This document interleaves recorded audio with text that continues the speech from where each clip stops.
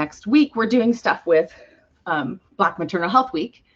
And I heard about a lot of your work. We know, as being a mother, that bringing a child into this world is positive and fulfilling.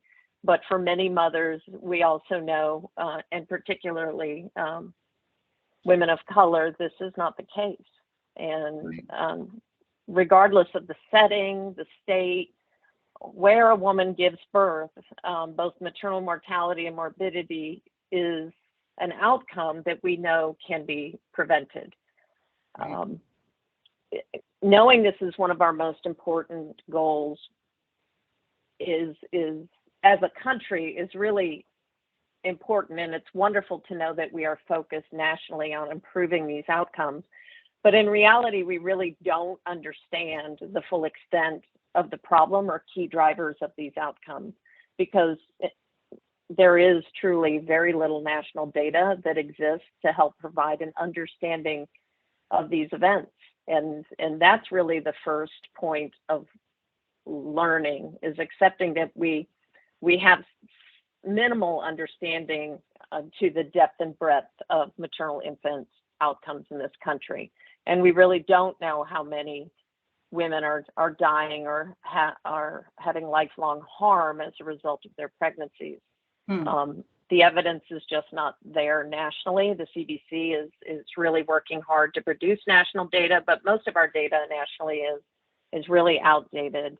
And we don't really then have reliable evidence on how the health of the mother is really directly impacting the health of their babies and the future health of our nation as a result. Maternal deaths in the hospital at the time of delivery over the last decade has significantly improved, and which is fantastic news. It's showing that at the time of delivery overall, we're making positive gains even around disparities, healthcare disparities, where we're finding opportunity, which really speaks to mortality outside the delivery setting, outside the hospital setting, is morbidity, and severe maternal morbidity is defined by the CDC.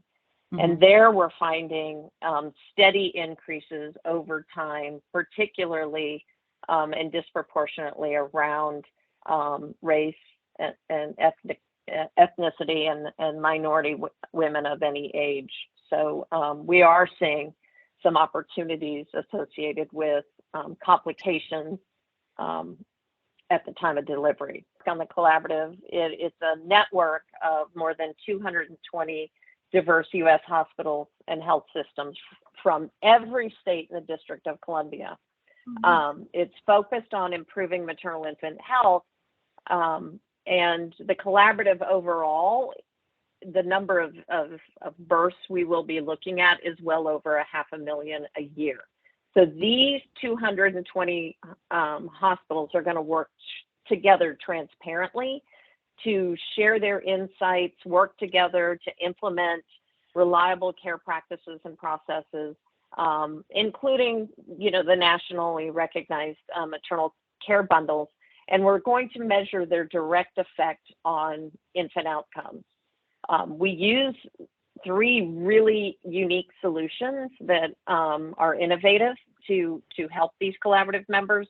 We have a dashboard, a maternal infant dashboard that Premier developed that has over 150 metrics, that web-based platform that clinicians and quality improvement teams can drill into to really identify what's happening in their hospitals. We can look at clinical and non-clinical factors. We can stratify that data by just about any way you can think, whether it's payer, zip code, patient information on age, race, ethnicity. We can help them drill all the way down to the provider level to really give them tremendous insights. The collaborative focuses on 23 maternal infant areas that we know hospitals are working on, and hospitals get to choose from those 23 maternal infant areas of focus where they would like a subject matter expert to help them. One of the other tools we use is an assessment that measures all of the facility's processes that they currently have in place that line up to the expected practices and evidence. And we work with the hospitals to identify those processes so they have a baseline and understanding in these 23 areas, what do we need to work on? And from that, we derive a web-based, we call it a roadmap, where in each of those areas, they can see what they need to put in place to meet national expectations. And as they put those elements in place, we can then measure their implementation and effect on overall outcomes. So it is a unique collaborative. We've partnered with Mama's Voices and the National Birth Equity Collaborative to really help us remain patient-centered. The entire collaborative has an overarching umbrella on health equity. We stratify to try and identify any variations in care, including healthcare disparities. And again, these two agencies help us really remain and make sure that we keep the patient at the center of everything that we do. Maybe if I come off mute. Yes, thank you for this opportunity. I think that, this is an incredible opportunity to really learn and understand.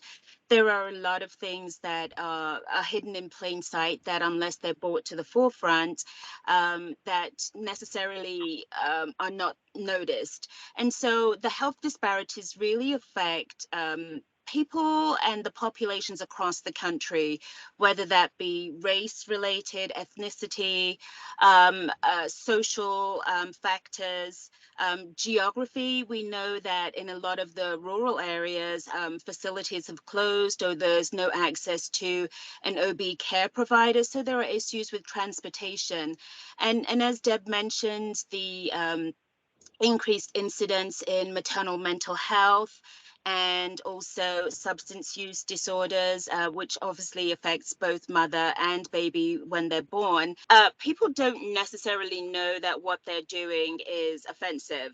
I mean, clearly there are some who know, but I think the vast majority, if you're in a space where what is normal to you is normal, or what you've been taught is what you know, a lot of the times what you hear and what you see doesn't necessarily resonate with you. So thinking about some of the concerns with Black women, and there's been some high profile cases, Serena Williams is one, and of course Shalon Irving, and a common theme is Black women often feel that they're not being listened to, and that sometimes can be difficult in healthcare because there are so many competing priorities. The timelines and how many people providers have to see can sometimes make it difficult. And then, of course, there is the mistrust of the system by a lot of Black and brown birthing people, simply because of what's happened historically in some medical institutions. So I think there are some opportunities, and there are some things that are in place. There are a lot of organizations such as the March of Dimes who have incredible implicit bias programs for providers. There's also the Disparities Solution Center and many other organizations, I don't want to just pinpoint ones, that provide training into implicit bias and helping providers to understand how their biases, which we all have, can impact care and can impact outcomes. So I think that health providers are working. There are a lot of health providers, and we know that from the facilities that are participating in this initiative, that are a lot of hospitals that are being intentional about providing implicit bias training, cultural competency, being aware of the populations that they serve.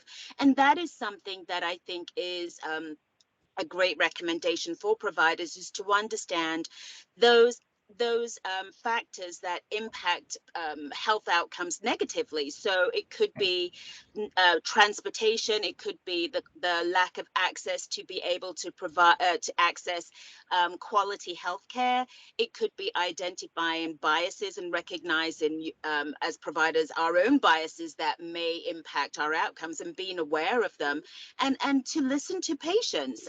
Their experiences are not going to be the same. And once that those factors are taken into consideration and providers can start to understand some of those external factors, some of the social, economic factors that may impact outcomes for their population, I think being aware of that can also help to understand how to provide care and not to just provide a sweeping level of care for all patients, because that's how you then can provide equitable care. I love that. I love the idea that we don't always know our biases, but also if you talk to people, it's important because you can learn a lot. Yeah. I also think when we're sharing this, I'll go ahead and share some links to programs about implicit bias, or if you have information about that, we want to make sure people have access to that and access to the future of the research you're doing and how they can help. And I think knowing that this wonderful work is going on does help.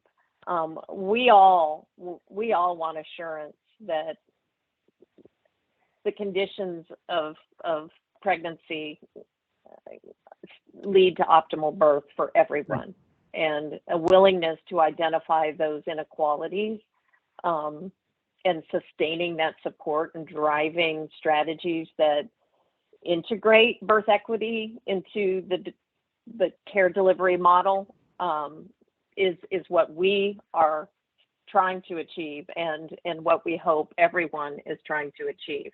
How do we identify, how do we integrate, and how do we drive equality for everyone? I'm glad there are moms out there like fighting for this, because it makes a big difference. Well, our wonderful partners, Mama's Voices, they are a coalition of patient advocates. Do you know who they are? Are you familiar with them? I've taken a couple notes. I wrote down. Okay. So you might wonder, I'm looking down, I'm like taking notes. I'm like, what was that? Okay. So they're wonderful partners of ours. They're include like the Preeclampsia Foundation, 2020 Moms, which focuses on maternal mental health, Sepsis Alliance. I mean, there's almost 30 organizations involved that have all come together as a coalition to advocate as patients improved outcomes and to have a voice at the table. So we have them included in this program to help us learn how to share and scale that voice, and to help all of these healthcare organizations learn the same. And their willingness to also learn back from this program is a component of that collaboration. So they want to learn how to better educate their communities on the work that's going on and what truly occurs in the healthcare setting. So Mama's Voices and the National Birth Equity Collaborative are key partners in that work. With the National Birth Equity Collaborative, we also, they're looking at overall health equity, particularly for women of color. And as our partners, they'll help us understand and look at those biases that we don't often speak about, and how to identify them and how to address when you do identify those inequities that are occurring. So we just have some wonderful partnerships associated with this work. And it's not just all about the data, it's about the relationships that we're building across the country, the willingness of others to share, and the collaboration with our federal government, who is taking this de-identified information to learn and how to affect policy, to truly learn from what is happening on the ground. Yes. And if I could if I could just add, if there's another couple of minutes, Mhm. one of the other things, adding on from what Deb said, and really having support from patient advocacy, those with lived experiences, is encouraging hospital systems to include patient advocates as part of their advisory services or their perinatal services, because again, to be able to hear the voice of those that have had lived experiences or represent those, it's a way to be able to advocate so that we as healthcare providers are not doing things to patients and thinking, oh, this is best for them, without getting their input. So it's something that we are really encouraging hospital systems to do, knowing that the voice of the patient really is very powerful, and organizations like Mama's Voices really do have a big space in the patient advocacy world, and we're really excited to partner with them and as providers to learn from them how we can better ensure that patients get service provision that is suitable for their needs and not what we think is best for them. I like that. And I'd love to know if there's anything we can do to get involved for physician advocates or others. Let us know, and I'm excited to share that. And hopefully, after all these efforts, the data will show that there are no disparities. You know,